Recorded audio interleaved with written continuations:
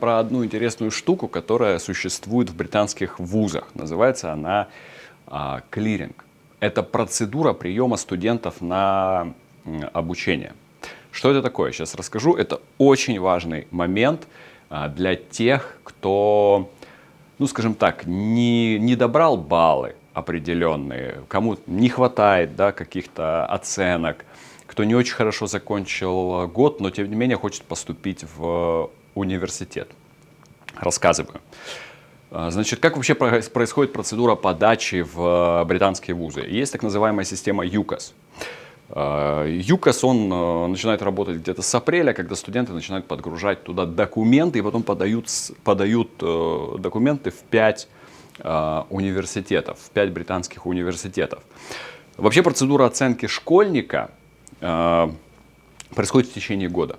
То есть школьники сдают на протяжении всего года какие-то работы, и потом за счет этих работ формируется общая оценка, общий балл, и все вот эти вот, значит, работы, они отправляются в университет с помощью вот этой системы UCAS. То есть ученику не надо ждать там мая, да, финального экзамена и потом за одну ночь пытаться подготовиться ко всем этим экзаменам, да, в конце года. Вот, поняли, да? Сдаем оценки, отправили их, 5 вузов желаемых, и потом, собственно говоря, ждем письма счастья, какой университет примет, какой не примет.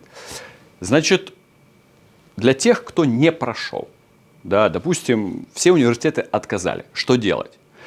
Тут появляется вот так называемый клиринг. Клиринг — это значит система, процедура, когда университеты выставляют программы наименее популярные среди студентов, абитуриентов.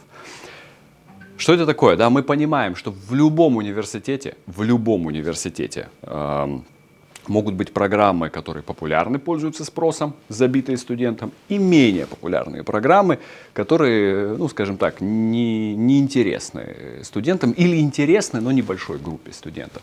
Так вот, у университета на этих программах может быть недобор. И вы подались в университет, вам университет отказал, у вас недостаточное количество балла. Но есть вот эти программы с недобором, куда еще можно попасть. И у университетов есть первая волна. Университет определяется, какое количество студентов поступило на какие программы, и потом университет выставляет, значит, у себя на сайтах, в специальных разделах, те программы, на которые нужны студенты и на которые университет готов принять студентов через как раз-таки вот эту систему, процедуру клиринга.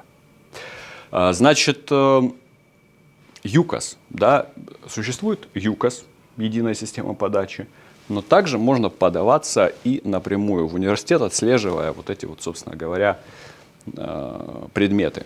И забавная история, что вы подались, допустим, в университет какой-нибудь классный, да, в рейтингах хороший, он вам отказал. И вы такие расстроились, плакать пошли, как бы, и смотрите там какие-то там плохие университеты, ну, грубо говоря, плохие.